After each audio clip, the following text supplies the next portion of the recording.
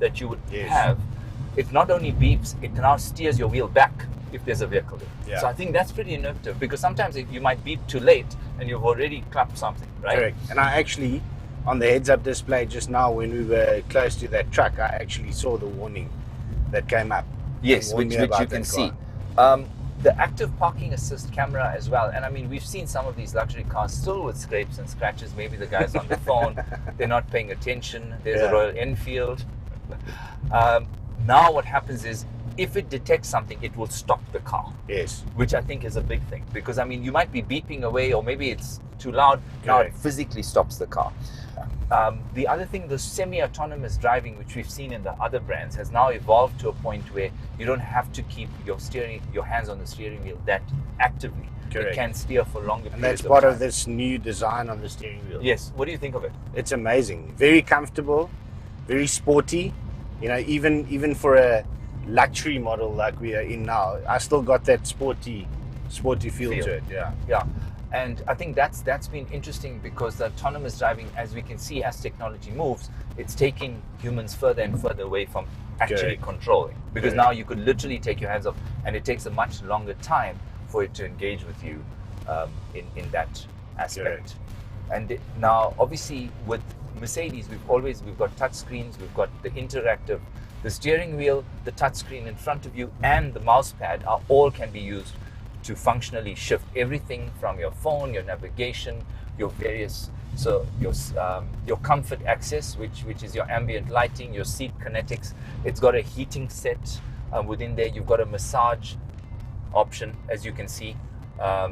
This is interesting with the kinetics, where it starts playing. Look, you can see you can actually press the play button for it to start.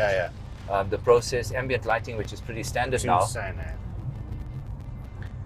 And within this interface, you've got your camera and parking assist, traffic sign assist. You can switch it on, off. We spoke about the lane keeping.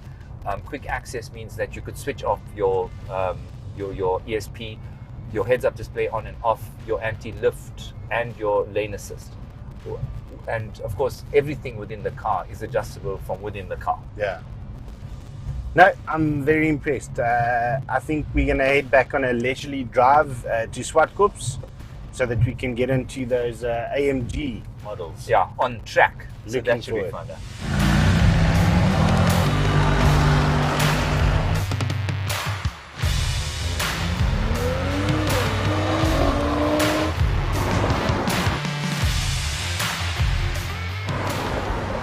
That brings us to the end of an amazing day here at Swartkops, where we went from the road to the track to the skid pan in the all amazing new range of the E-Class Mercedes-Benz. With 9 derivatives and 6 models, I think we've had an awesome day.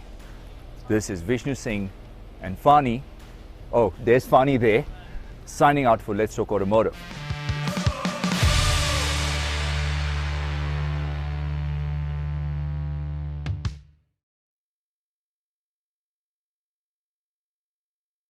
Pretty impressive. Isn't it an exciting time to be alive with the cars that we're seeing? And I'm a huge fan of the Mercedes-Benz user functionality on the cluster. It is, that is amazing. I'd buy the car just for that.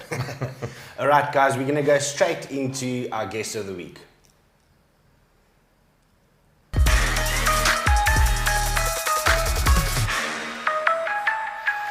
So, welcome to Nunben Dixon, who is the head of Gumtree.co.za. Welcome, Nunben. Great, thanks for having me, Peter and Fanie. Pleasure to be here. So I just wanted to kick off quickly in terms of a little bit of information that you might not know about, Fanie, in terms of Gumtree. So first of all, they have 3.8 million unique monthly visits, just a little bit more than ours. That's pretty impressive. And over 75,000 vehicles to choose from. That is, and I read through this brief, and obviously Nunben and the team are actually pushing a lot of emphasis on the vehicles, and we can see that with the huge growth that they're presenting. And another thing that you might not know about Gumtree, I mean, when you normally think about Gumtree, you think about a classifieds portal that you can sell all sorts of goods. Yeah. So they are working at building up the vehicle book. But another thing that you might not realize is that they're actually part of eBay. That's amazing. No, I didn't know that. So Nunben, you're probably in a much better position to educate us and the viewers in terms of exactly what Gumtree is getting up to and what you guys are all about. So maybe take it away and let us know. Sure, great. Thanks, guys. So Gumtree launched in South Africa, in fact, in the Western Cape, in the mid-2000s, 2005, 2006. And almost, 8, 9 years later, eBay took the decision to monetize and, of course, to set up local offices here in South Africa. So enter, in the main, the whole South African team from about 2013, 2014. And of course, no surprise, the automotive category being the big, flagship category of the site was the first to be launched and to be monetized. So, South Africans love their cars, as you guys know. And so, we have, almost the full range and depth and breadth of vehicles on offer on the site. The automotive team, within South Africa sits in the Johannesburg office. We've got a national footprint of guys in field. And of course, marketing, our director, GM, etc., sits in the Cape Town office. Well, we seem to have lost a little bit of signal there with Nunben. We have to maybe just let the viewers know that I think after the fact that Eskom didn't load shed today, they seem to be making up for lost effort. Absolutely. And we are experiencing load shedding all over. And certainly we're having load shedding here at the studio, and they've just let us know there in Joburg, where Nunben and the guys are, that they are actually also experiencing load shedding. So if we have a little bit of interruptions, you can just please bear with us.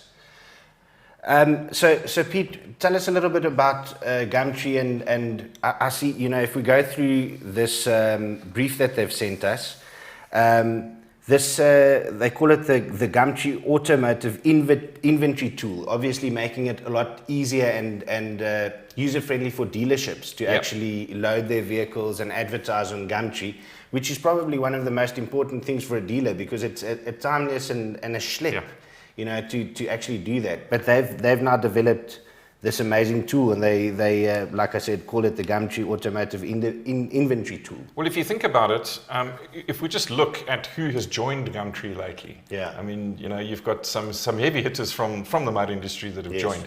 And clearly what they've done is a detailed analysis of exactly what the consumer wants and exactly what dealers want. And it seems to be successful, because Gumtree now is the most popular website when it comes to things like motor vehicles and even properties and these kind of things. So they've clearly done their homework. Okay. Awesome. I mean, thank you very much for reconnecting, man. Sorry, I think we should send Eskom a letter of what can you call that letter? Complaint. A complaint. I was going a bit weird.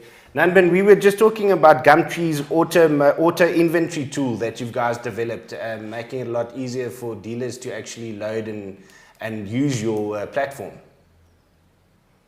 Yeah, sure. So yes, Fanie. So absolutely. We were mindful of the fact, many years ago when the automotive category was launched to dealers, that we needed a tool that was going to be world class, that dealers could go and use to manage leads, to load their stock, and the list goes on.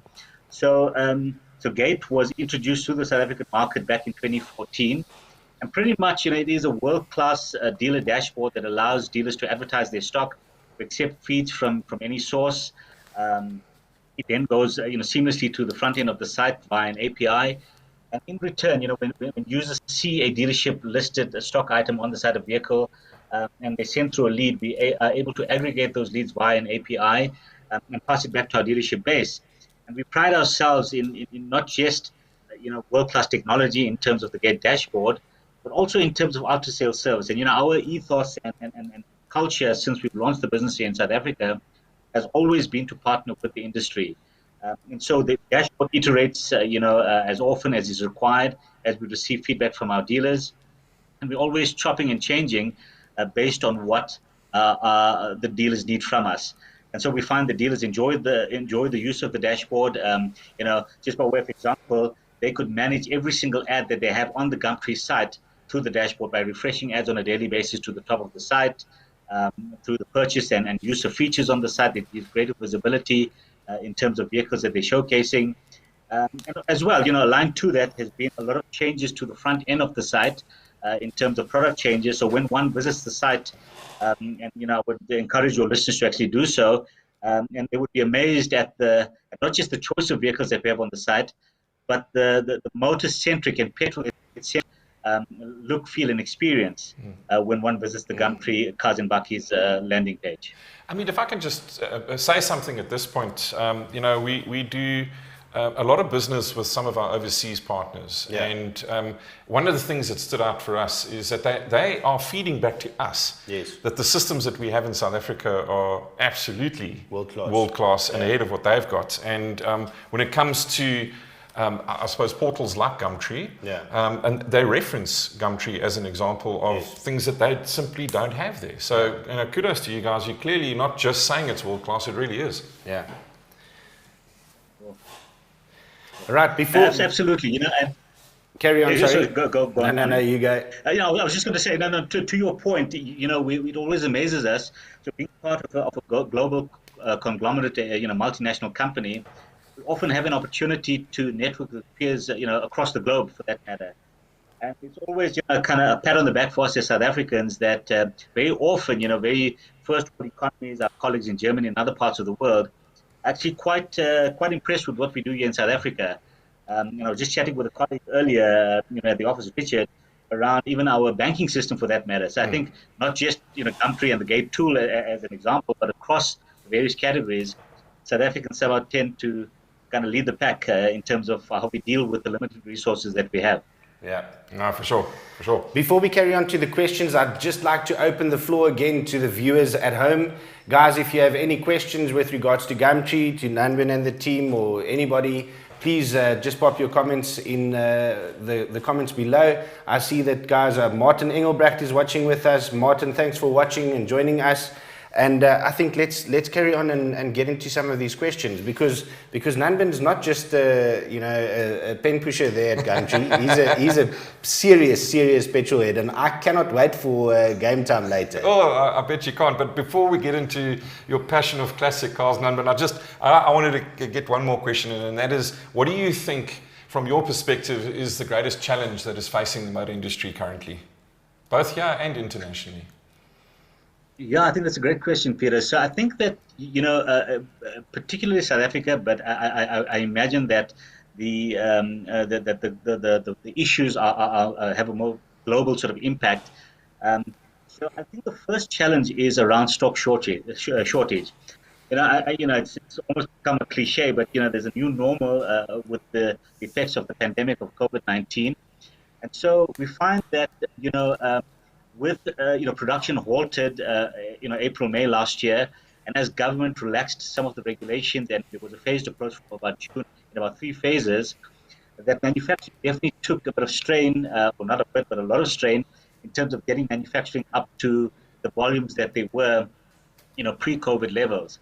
And so that is a function, the pre-owned market is a function of what is manufactured in the new car space. And what we're finding is that there is a dire shortage of good, clean stock to the pre-owned environment, compounded by the macroeconomic challenges that we face as a country and economy, where the consumer is holding on to their vehicles a bit longer. So, of course, clean vehicles are then not being recycled back into the pre-owned space. So that is, one of the themes that are definitely, we're giving close attention to see how we can solve for it as one of the Africa. And then secondly, the retail sector of the motor industry, as much as it has evolved over the years, to the extent that we see these world-class dealerships across the length and breadth of South Africa. However, I do believe that dealerships need to start giving more attention and paying more attention to the digital retailing of automotive vehicles. I don't believe that our current model, in its current shape and form, is sustainable into the long term. I do believe that there could be scope to look at alternative methods and ways and channels of retailing of cars. And it comes as no surprise that digital will be one of the key channels as we go into the future. So, in my view, in any event, I do believe that dealerships need to start giving due consideration and thought to the retailing of cars. And are there more efficient ways of doing it? I do believe that there's always going to be a space for the bricks and mortar investments. It just is the nature of the beast. People love the experience of walking into a dealership and test driving a car. But there could be other ways that we could enable that process that's a lot more cost and time efficient. and user friendly. So I do believe that those are at the moment as we speak.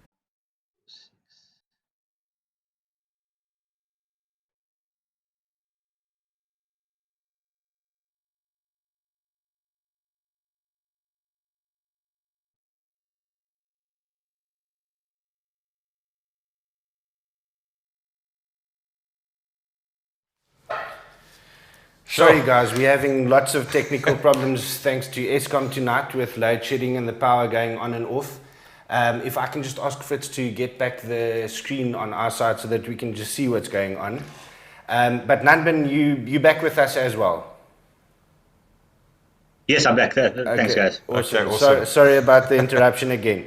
Nunben, if I can move on, my next question to you be, with there being several competitors playing in similar space to Gumtree, what would make Gumtree stand out from your competitors? Yeah, I think, Fanie, that's also a great question. You know, we always believe that, you know, differentiation and innovation is the key to staying ahead of the curve. So I think the first point would be that we never ever, take anything for granted as the Gumtree team in South Africa, not just automotive, but even more broadly speaking. So we're always looking to iterate, to change, to innovate, to create a better experience for both our business users as well as our consumer users on the front end of the site. And if one is to go into the site at any given point in time, you'd be hard pressed to have the same experience that you may have had 2 or 3 months ago, let alone a year or two ago. So the innovation continues. We continue to invest, in resources to build capacity to create a better experience for all our users that visit the site. Secondly, you know, our approach to business, I mentioned this at the outset as well, has always been that we view, our success and we measure it based on the success of our customers, be they consumer users on the site in the C2C space or our business users in the B2C space. So we believe that if our customers win, we win. And so our pivot and our approach has always been that we would want to partner with our.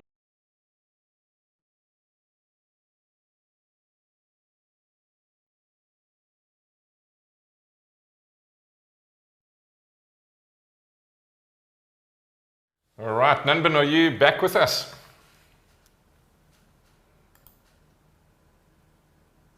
Can you hear me? There we go. Sure, I'll tell you what, challenging times. It's a wonder that South Africa can sell any cars with the way that load shedding goes on. But welcome back, Nunben. Sorry about that. I think we all. Let's go for a third time lucky. Sure. All right, so you were talking about, I don't know if you want to just maybe wrap up in terms of what separates Gumtree from the competition. Yeah, sure. So just 3 quick points. I think its innovation is key to our success. We're always changing and improving, the experience on the site. So, I would challenge even anybody that's dialed in to go into the site, and you'd be hard pressed to find your experience similar to what it was a couple of months ago. We're always changing and iterating to make the experience a lot better for our users. And then secondly, we believe that we're only as successful as our customers, our users, be they business users or consumer users. So we're always mindful to get feedback, to listen to what they have to say, what their views are, to make the experience better. And lastly, our approach to business has always been to partner with the industry. So we are only as successful as the dealers that advertise with us. So whatever we do, and that's the message to the entire team, that we must always put the customer first. I know it's a cliche and it's always bandied about, but it's an ethos by which we live as the Gumtree Automotive team and even the Gumtree team in general. Yes. Ah, fantastic! Look, I mean, it really the proof is in the pudding, as they say. Yes. And I think you guys are really doing a cracker job. And everything that we've heard tonight, Nunben, is just been absolutely great news and music to my ears because both Peter and I are from the motor industry and we've dealt with advertisers lots in our lives and I actually want to go back and sell cars now. So. Nunben is also an avid car collector, Fanie. Yes, I know. And I mean, he's owned a lot of vehicles. Oh, yes, you know it because this is where we're going to get set up in Game Time. But I mean, Nunben's owned many BMWs and Mercedes-Benz collectibles over the years, including the 333i, which once again, when I was a young man, was an incredible vehicle, and it was designed and only available in South Africa. The 325IS Shadowline, the E36 and E46 M3s. And currently, He has following vehicles to drive to work and back. So the W124 Series E-Class, and then of course his R129 Series SL320. So, Nunben, having said all that, where does your passion from motorcars come from? And has it been something that you've had from an early age? Yeah, absolutely. You know, a lot of people speak about a dad or an uncle that they had that motivated them and inspired them to own classic cars. For what it's worth, my dad had no interest in cars. That's interesting. It's a surprise how he grew on me. But it was in what's called grade 1 now, in the early 80s. I received a toy car from my mum. It was an R107 Mercedes, and the shape and the lines, even in its toy form, was so intriguing. And I suppose that's where the bug bit. And the moment, literally one of my first purchases out of university was to buy. In fact, out of university was to buy a Mini 1275 Clubman that I bought from a teacher of mine.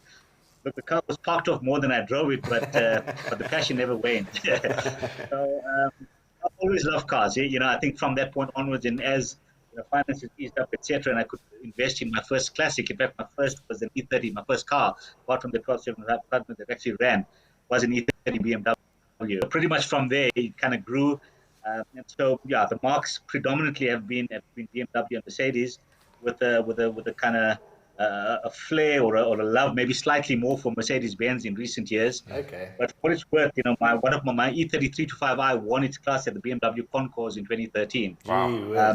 So it's just been a mishmash of ownership of cars over the years. But I own some of the most special models and derivatives. It's just a passion that I can't really put my finger on where it actually came from, but kind of that's where it started. Excellent. All right. So I think what we're going to do now is, Nunben, we're going to move on to game time. But before we do that, I have to unfortunately ask guys in the studio again just to come and switch on our monitor, because otherwise it's already an unfair advantage because... I would have thought you'd have loved to I set up the game, but unfortunately Peter can't play this blind. So we're going to just switch on the screen quickly. All right, there we go. Okay, so Nunben, how this works is I'm just going to introduce this quickly and explain it to you. We're going to show you a partial picture of a car. If you recognize the car, please shout your name, and then I'll come to you and you can give me the answer. All right.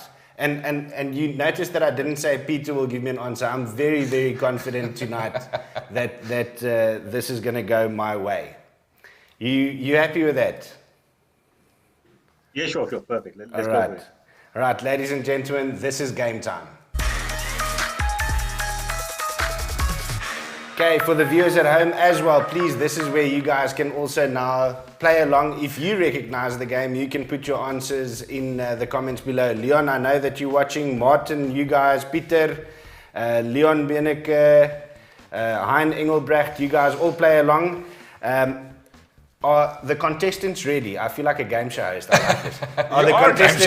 Are the contestants ready? All right, guys, here comes the first one. Peter. Nunben.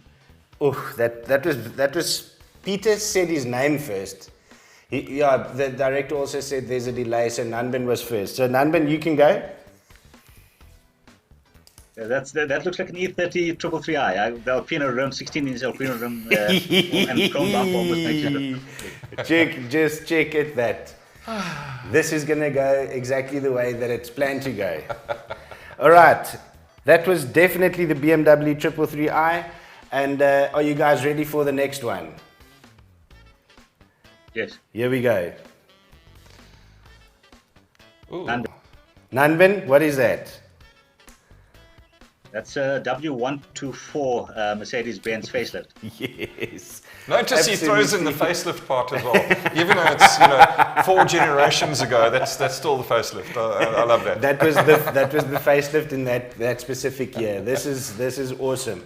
So Marius Lange has unfortunately got that one incorrect. Leon Beneke, he said that was a C280 E-Class. Yeah, now the guys are getting along. Well done, guys. All right, here comes the third one.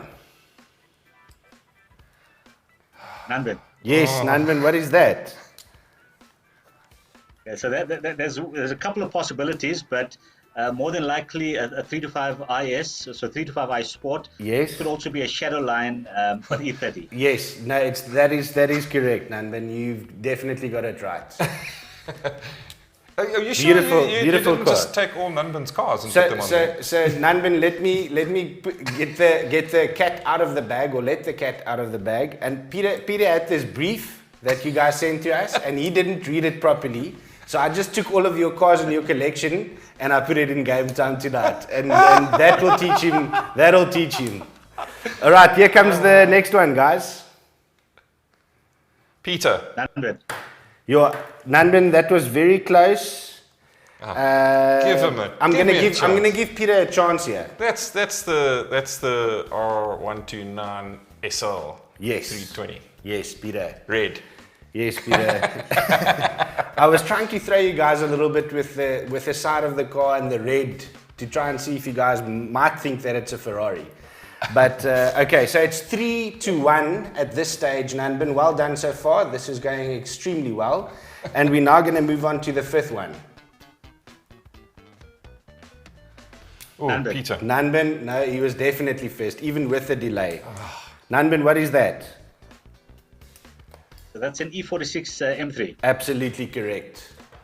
Well done. Oh, I still think one of the better M3s that has ever been produced. I agree. And speaking about that, the M3's just been launched in South Africa in Cape Town with a much debated new grille. What's your thoughts on that new grille? Nunben, is still there? Okay, let's just give Nunben 5 seconds to see if he comes back. We're having lots of load shedding. He's sitting there with it looks like a flashlight to get some light on the topic. I'll tell you something. Let's do this. Nunben's beaten you already, okay? No, there's a chance for me to have a comeback. How? 43. 43, no. Okay, so there's a lot of guys playing with us online. So what I'm going to do is I'm going to give the last 3 to the viewers. Okay, so here comes the 6th one. Okay, so let's give this a chance. Let's give this a chance. Leon, Marius, you guys are playing well. What is this? Let's see. I see Leon Bienica's going through all the Fs. That was actually my nickname. What? Fugly. Okay, guys at home, anybody got this one? Let's see. M5, Leon, I don't think it's an M5. I think that is, can I have a shot? You can have a shot now. I think that's the E36 M3. Is he back? Yes, Nunben. I'm so sorry about all the interruptions tonight. So we've just shown the second to last one, Nunben. Let's give you a chance to have a look at this quickly. What do you think that is? I know the car. That is the E36 M3. Absolutely correct. Yeah, so Peter was trying to say while you were not on air that he was going to have a comeback, and I just had a big laugh. All right, guys, here comes the last one. Nunben. Yes, Nunben, what is this? That's a W198 300 SL Gullwing. That is absolutely correct. Nunben, let me tell you, you are the second guest on the show that has impressed me with their knowledge of cars immensely. That was impressive. It was almost a whitewash. It was it was basically a whitewash because you made me give you the one that I gave you. Nunben, so sorry for all the interruptions and thank you so much for your patience. Well done for the stuff that you guys are doing at Gumtree Automotive and Gumtree. It was an honor to have you on the show. And I tell you what, maybe what we plan for next time when we have a stable supply of electricity in Nunben is we get you guys back on again and we have a bit more of a seamless interview with you guys. Yeah. And maybe you guys come and join us in studio. Absolutely. Absolutely. I think we can do that next time. But thank you so much, guys. I really appreciate the opportunity and look forward to chatting again soon. Thank you so much. Thanks, have Nunben. a good one. Take it easy. Great. Thank you, guys. Cheers. Cheers. All right, moving on swiftly to catch up on some time here. In tonight's segment on How Things Work, you take us through what happens behind the scenes when we take our car in for a service. Yes, and in tonight's segment, we're going to show you part 1 of 2. And so we're going to kick off with the minor service. Ladies and gentlemen, How Things Work is proudly brought to you by Suzuki Auto South Africa. Welcome to Let's Talk Automotive, and in this week's episode on How Things Work, we decided we are going to show you a little bit about what goes on behind the scenes when you take your car in for a service. We're going to have a look at typically what gets done on your vehicle, and we thought what better place to come to than our favorite hangout, Vatswaye, to use their hoist. So a big shout out to the guys at Vatswaye for letting us use their facilities. So there are 2 types of service that we normally perform on our vehicles. The first is just a minor service, and the second is a major service. So I'm going to take you through the 2 of them just so that you can understand what gets done with each type of service. So let's kick off with the minor service. So you bring your vehicle in, you book it in at a service advisor or with a service advisor, and if you've got any outstanding little niggles that you want them to attend to, be sure to ask them to take note of it so that they can sort those issues out for you.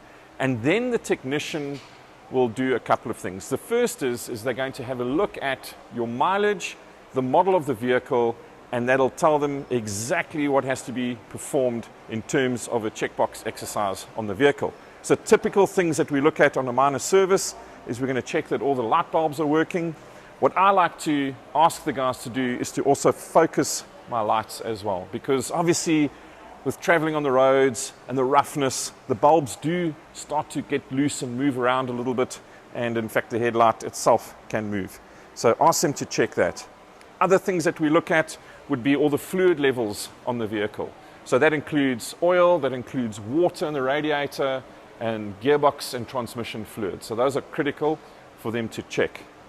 And then we get to our filters. So a lot of those filters don't always have to be replaced, but most of the time they do get inspected, and so we have a few filters that we want to check.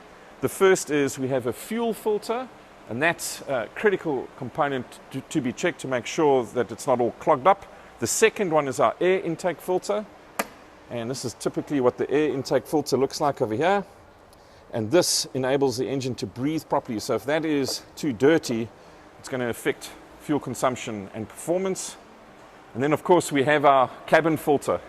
Now, this is an area of a little bit of frustration for me because the cabin filter is traditionally relatively difficult to get to. You've got to take the glove compartment out, and sometimes it's in a very awkward position. You've almost got to be a little, how can I put it, what do you call it, a contortionist to be able to get to these cabin filters. And so sometimes the guys skimp a little bit on that and they don't change the cabin filters. And unfortunately, the problem that occurs with that is that when that cabin filter gets clogged up, it means your air conditioning system can't breathe properly. And what I mean by that is that your blower fan doesn't work properly, and you'll start to see that very little air gets through, and that puts additional pressure on that air blower motor, and unfortunately it does cause consequential damage.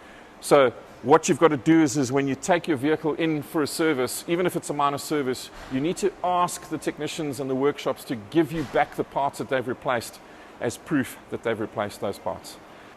One of the things that obviously gets changed every single time you come in for a service, whether it's a minor or a major service, is of course your oil. Now, a critical thing to please make sure that the guys do is when they change your oil, they obviously change your oil filter.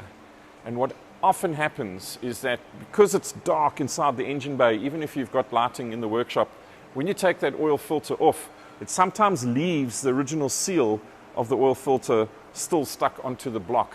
And when you then tighten up the new oil filter, you've now got 2 seals.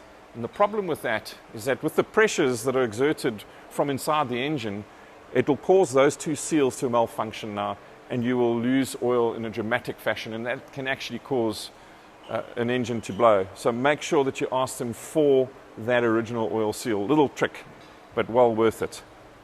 So in addition to replacing our oil, there are a few other areas that we want to inspect.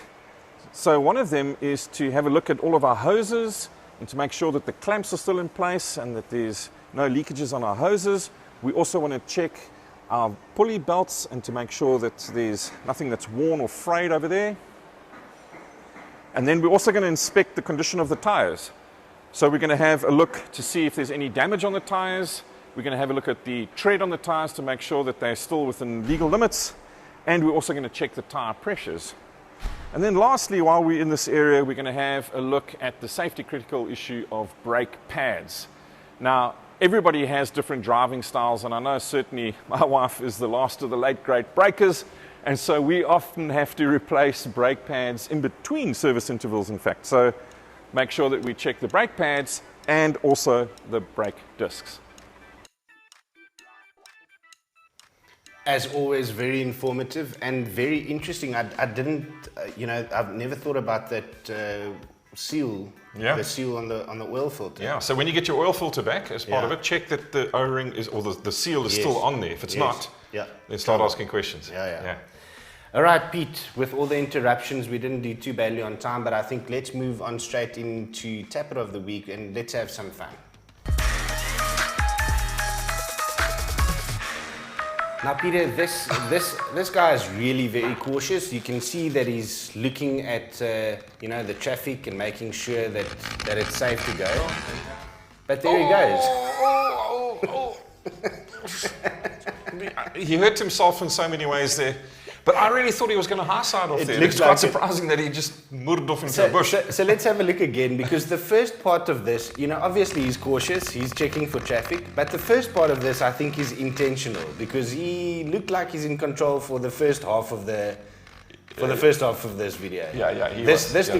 And there he lost it. And then he didn't have his feet on his brakes or... Oof, that actually looked pretty sore. I had so much fun watching that video. All right, so that brings us to the end of the show. And let's just apologize again for all the interruptions. Sorry about that, guys. Unfortunately, power supply is not the greatest in South Africa at the moment. It is what it is. And what are we doing next week?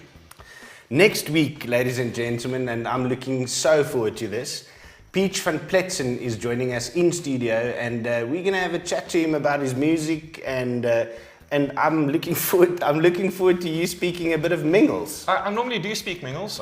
It can like to be heeltemal tweelingual. Yes. So, I will slot in perfectly with him, actually. Yeah, so that's one to look forward to. And on that note, let's end it there, and we'll see you guys again next week. Same time, same place. Have a good one. Cheers, guys.